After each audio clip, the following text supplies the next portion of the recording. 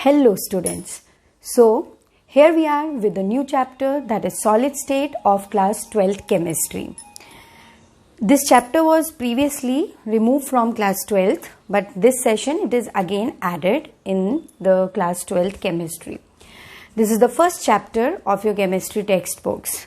So now let us begin this chapter. You have studied about matter, isn't it? Previously in class 9th and 10th, etc.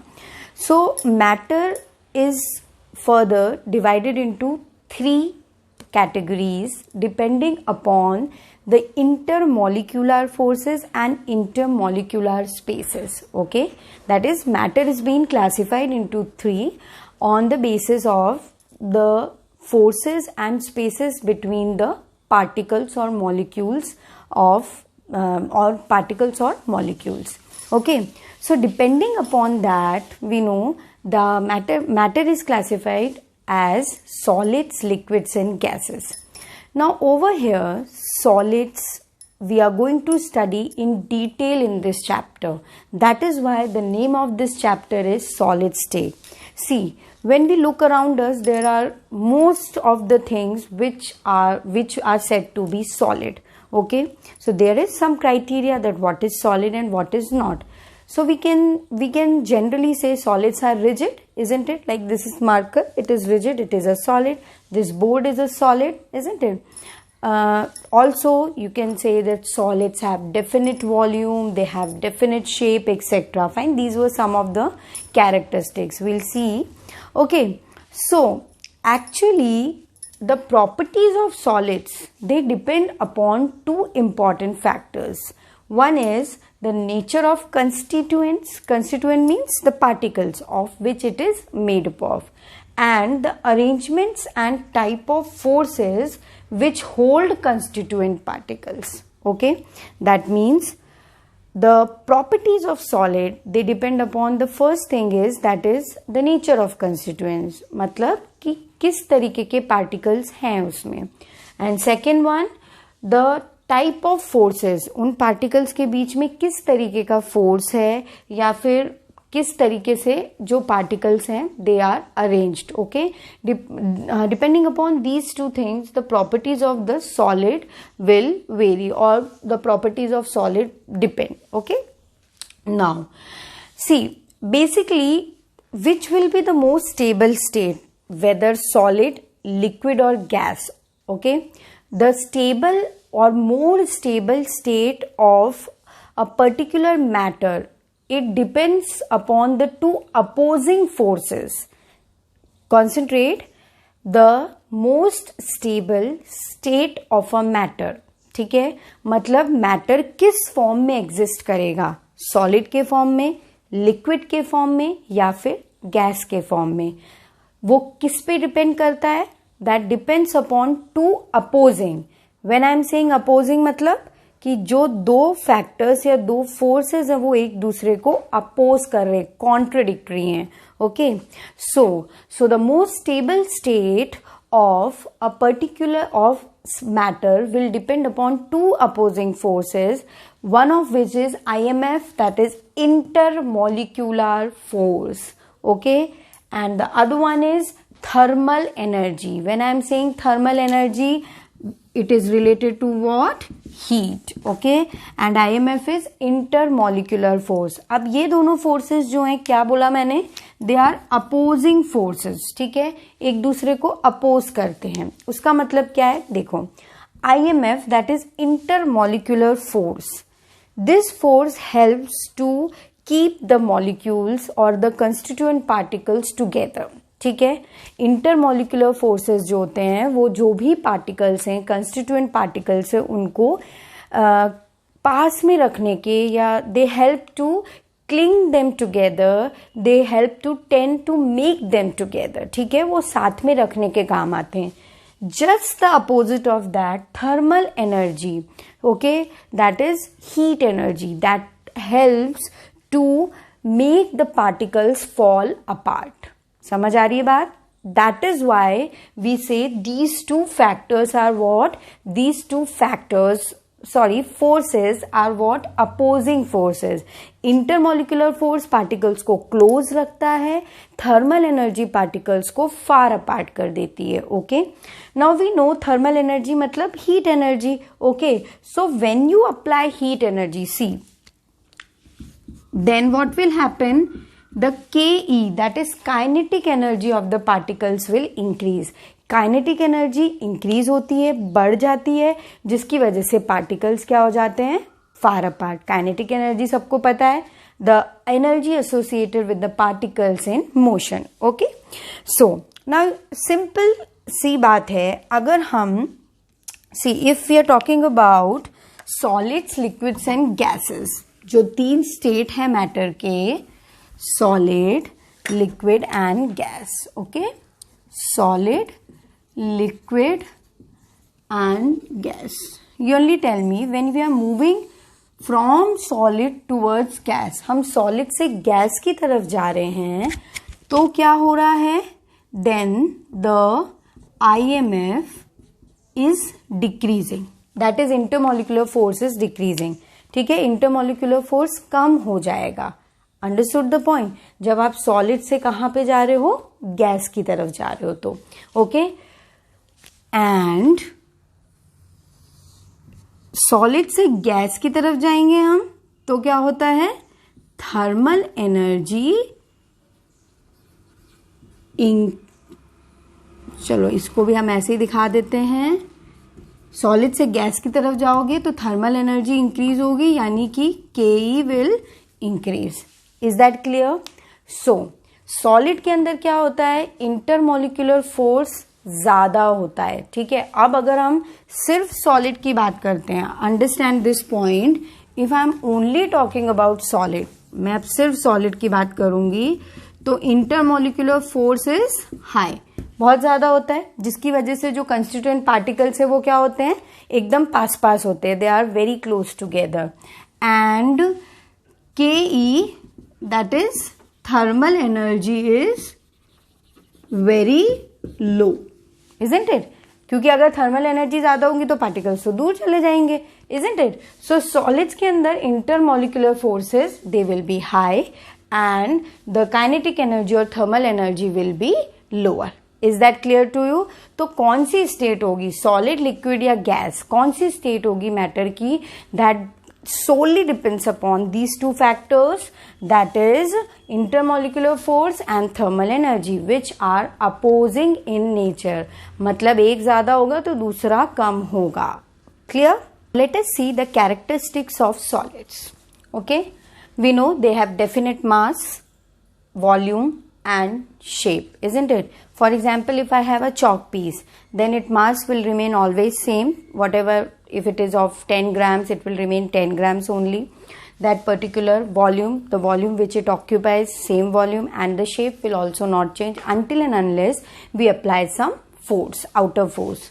Then the intermolecular space in case of solids is less, okay, because the particles are very close together. And why the particles are close together?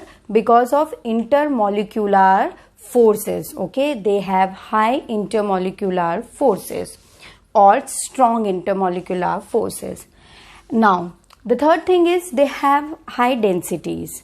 Density is high because again the same thing, they have strong intermolecular forces due to which particles are close together. Density, you know, it is mass upon volume, isn't it? So this density will be high for them. Then they are almost incompressible and rigid. They cannot be compressed because there is no space between the constituent particles. Then the constituent particles in case of solids, they have fixed positions, okay, that is the particles can only oscillate on its position but they cannot leave their own place and move to other place, okay, they have fixed position. They diffuse very slowly. Diffusion is a very important property, okay, which is special, highest in case of gases, then liquids, and solids they diffuse but very very slowly, okay. Then we know one more thing, when you heat any solid, then what happens? It becomes liquid easily, okay, and that process is called as melting.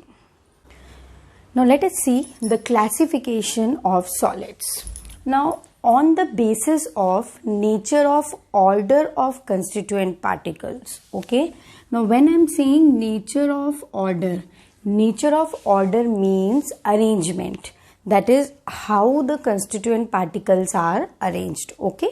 So on the basis of nature of order present in the arrangement of constituent particles, which type of arrangement is there?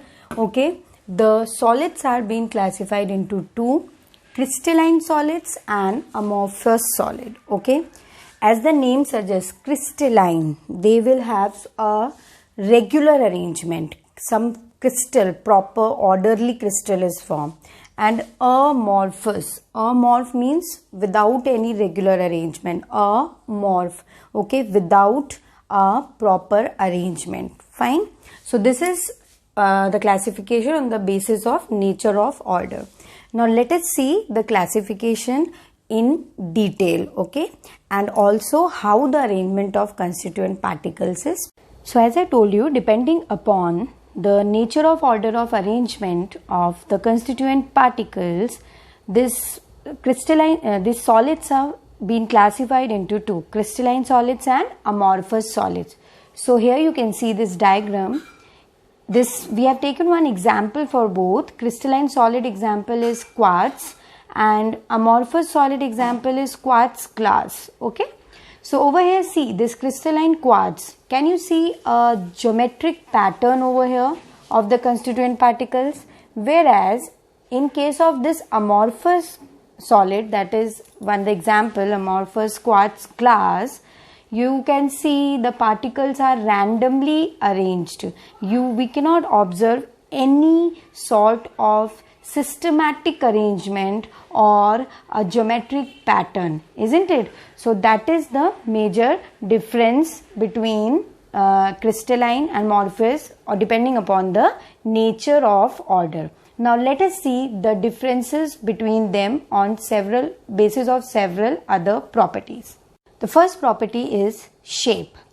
Crystalline solids, as we have seen in the figure before, they have definite characteristic shape. They show a proper geometrical pattern.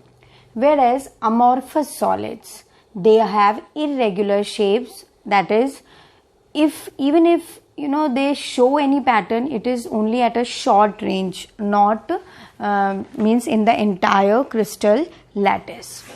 The second property is order in arrangement of constituent particles. So over here, now in crystalline solids, they have a regular arrangement of the constituent particle, and this regular arrangement, we say that they have a long range order, because whatever arrangement is there, that has been followed in the entire crystal. Whereas in case of amorphous solids, they do not have any regular arrangement of the constituent particles, and hence we say they may have short range order. That is, if any arrangement is followed, that arrangement is followed only to a short distance. The third point is melting point. The third property as such is the melting point. Melting point, they have sharp and characteristic melting point. Okay, whereas in amorphous solids, they do not have sharp melting point. They gradually soften over a range of temperature. That is, when you start heating them, first they will start melting, softening, and means over a range of temperature, and then they will turn into the liquid.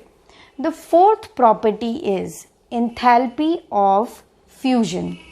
Now, enthalpy of fusion means the amount of energy which is required to convert a solid, a definite amount of solid into liquid. That is known as enthalpy of fusion. So, as they have sharp melting point, that is crystalline solids have sharp melting point, so therefore they also have definite and characteristic enthalpy of fusion. Similar way like that of the melting point. Whereas amorphous solids, they do not have definite enthalpy of fusion, because again the reason is same, that is they do not have any regular arrangement of the constituent particles. Now the fifth property is cleavage property. Now cleavage property, that is when you cut it. Okay, when a crystalline solid, it is cut with a sharp edged tool, then it will split up into two pieces and the newly generated surfaces are plain and smooth. Whereas amorphous solid, when that is cut with a sharp edged tool, they cut into two pieces but with irregular surface. This you can see with this particular figure. You can see the cleavage property with the help of this figure clearly. See, in crystalline solid, when you cut it, you are obtaining the pieces with soft surface, smooth surfaces. Okay, whereas in case of amorphous solid, you can, when you cut with a sharp edge tool, you can see that the piece which is, or the piece or particle which is produced is of irregular surface. Now the sixth property is anisotropy. So let us define first of all anisotropy or anisotropic substances. The substances which show different physical properties, okay, when measured in different direction, are called as anisotropic substances, and this property itself is called as anisotropy. Okay, whereas isotropic substances are those substances which show same physical property in all the directions. So in case of crystalline solids, they show anisotropy. That is when you measure the physical properties like electrical conductivity, thermal conductivity, refractive index, etc. from different directions, then you will obtain different values for these physical properties in the same solid. Whereas in amorphous solid, when you measure any of these physical properties from different direction or in means all directions, you will obtain approximately or almost the same values for them. Okay, see this diagram. Here we have one crystalline substance. So let us take any physical property, for example electrical conductivity. When you are measuring this electrical conductivity in the direction A dash, okay, you can see the arrangement of particles. The red particles are arranged at one side and the other side that small blue color particles are there.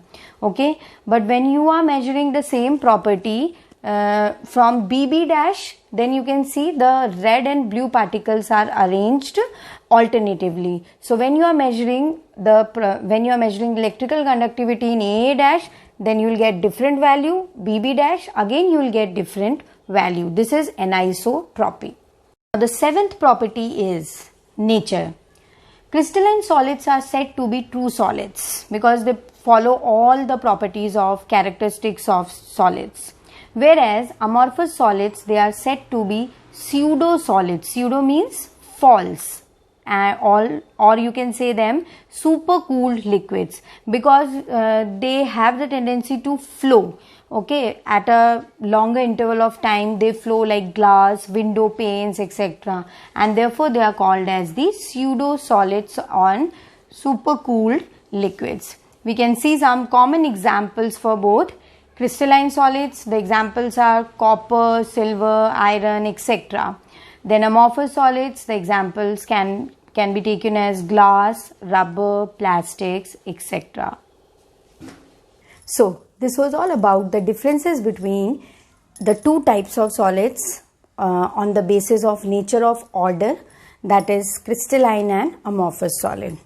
Now crystalline solids can also be further classified on some basis that we are going to see in our next video. Till then, stay tuned and go through this first video thoroughly.